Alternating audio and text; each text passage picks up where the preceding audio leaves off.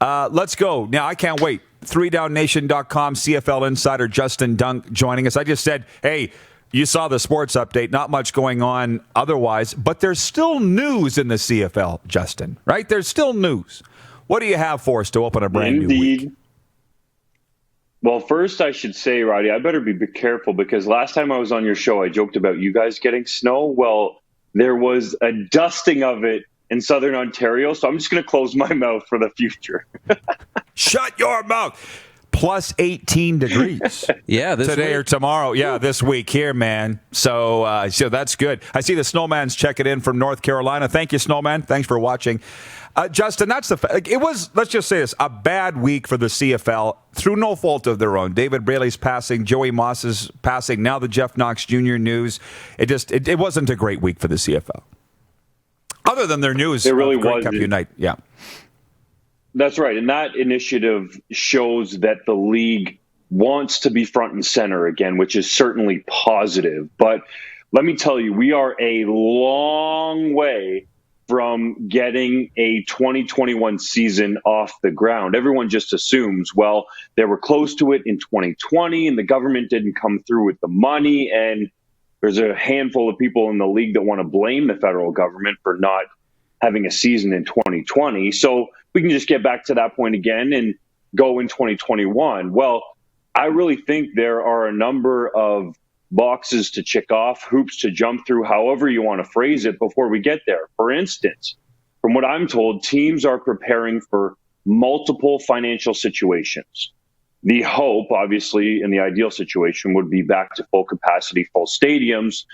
Then they're planning for limited fans in stadiums. And then number 3 on that list would be a hub city scenario or the bubble that everyone talks about. The kicker for that, though, from what I've heard, and this is what happened in 2020 in terms of the discussion to potentially get to Winnipeg for a shortened season, is that the cap number would have to be lowered. So you have the collective bargaining agreement that right now runs through the end of the 2021 season, and you have the CFL on one side that wants to renegotiate it to get on the field in 2021, and you have the players on the other side saying, we're ready to go. The CBA has already been agreed to. Let's play football. And from what I'm told from people around the league is that there's going to be changes, the league wants there to be changes to the CBA. So I really think we're going to have a standoff here in terms of what could happen in 2021. Oh, man. Okay. We could go for hours on this because I like talking about it too.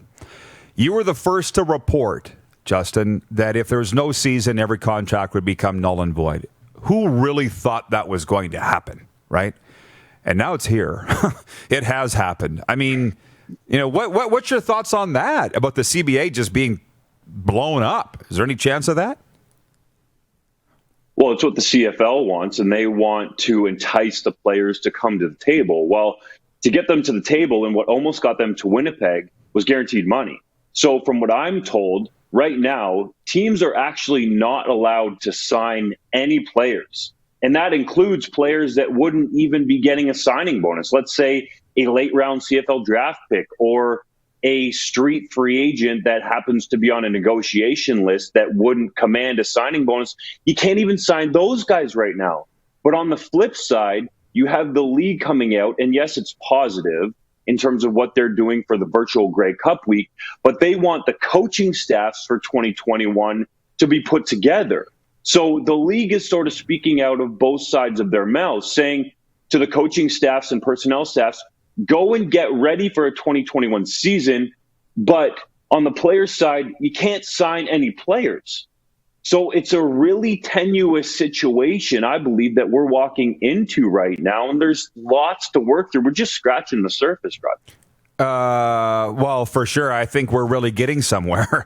And I know that, listen, I got all the coaches writing me and a lot of players from all over the continent saying, we're watching you for the news. You as well. They're reading 3 Down. This is their fate we're talking about, Justin. And I mean, their contracts, a lot of those position coaches have their contracts expiring at the end of December, and they're wondering if they'll have a job next year.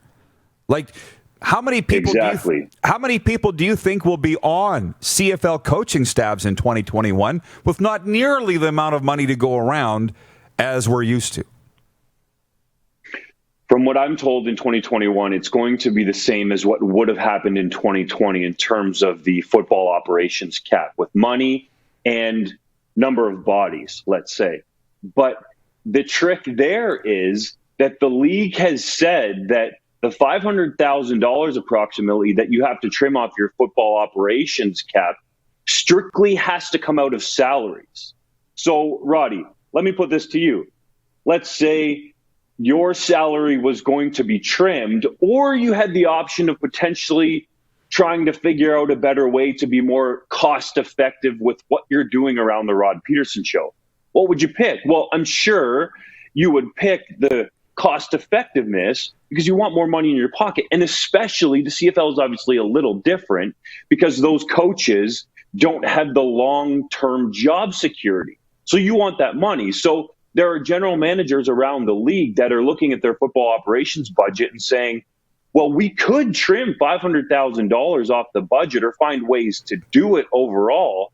But the fact that it actually has to come from the pockets of some of the people that are going out and either scouting and finding the talent or developing it, being scouts, general managers, personnel men, or coaches, really doesn't make sense to me. Why does it matter that it's $500,000 off the salaries compared to $500,000 off of, let's say, your operating budget? It really shouldn't matter.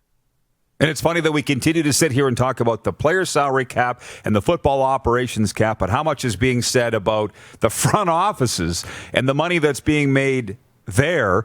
I've had coaches telling me they made more money a decade ago than they do now. I've got a lot of people saying there's not much left to cut from my wage. You're talking to those guys too, right? I just don't get why they continue to be punished, whereas there's other people that are sitting around not doing anything either. Let's be real about it. And they haven't been subjected to the cuts that the football people have been subjected to. I don't understand that. And I don't think I'm barking up the wrong tree because I think, Justin, you and I talk to a lot of the same people or types of people anyways.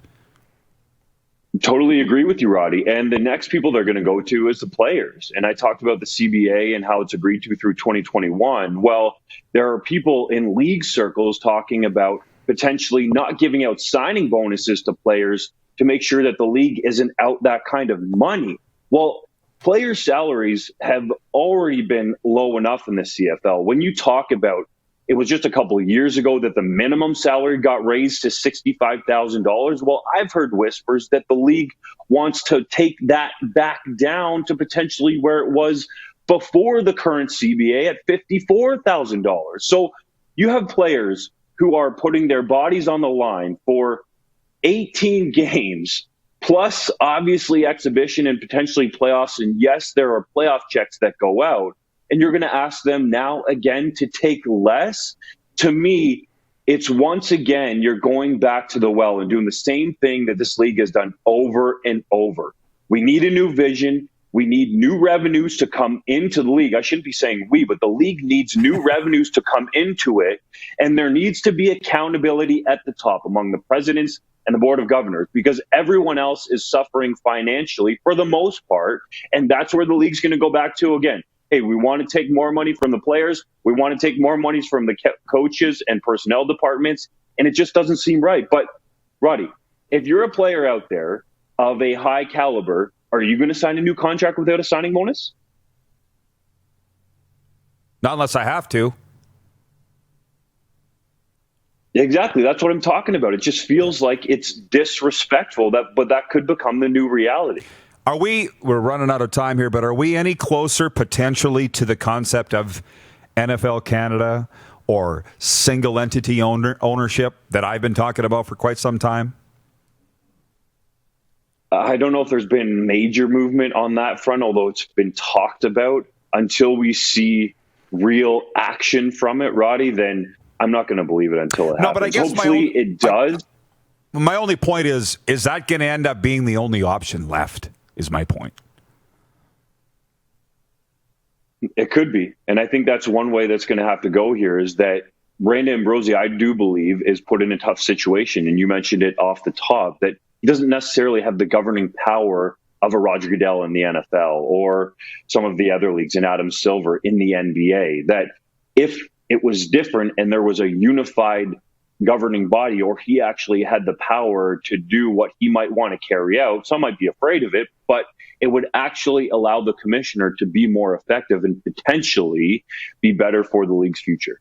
And producer Clark has said that he had heard you're working on a big story. Am I to ask you about that or not?